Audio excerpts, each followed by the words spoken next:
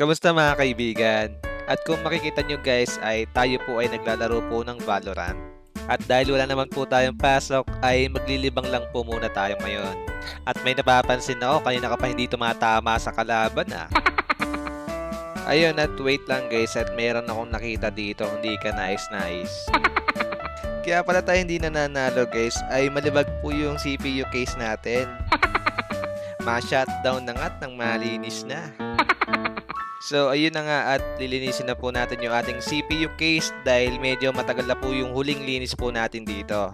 So ayan at ilabas na po natin sa ating kwarto yung CPU case at nang malinisan na po natin mga kaibigan.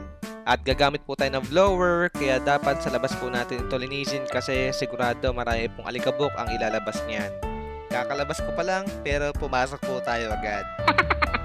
Sobrang init po sa labas at tirik na tirik po talaga yung araw. Kaya sa loob na lang po pala natin linisin. Mabilisang linis lang naman to mga kaibigan kasi hindi naman po ganun kadumi yung ating CPU case. Dahil nililinis po natin ito at least once a month. Bali gumamit po tayo ng maliit na brush para yung hindi lumalabas na alikabok ay matanggal din po natin na hindi po kayang i-blower. Ayan at yung sinabi po natin kanina, yung blower, ito yung isang paraan para mas mapabilis yung pagtanggal po ng alikabok sa loob po ng ating CPU case. Lalo na yung mga fan para sa cooling system po natin ng computer. Kumakapit po kasi dyan yung alikabok at kapag yan po ay binlower nyo, tanggal po talaga yan.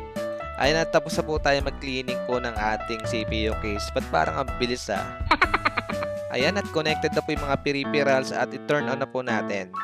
Iyon no, ang linis na, di ba? Tara at testingin na natin. Tignan nga natin kung mananalo na tayo. Pansin ko, ganun pa rin yung galawan mo So yun lang. Once again, this is Red. And see you on my next video guys and salamat!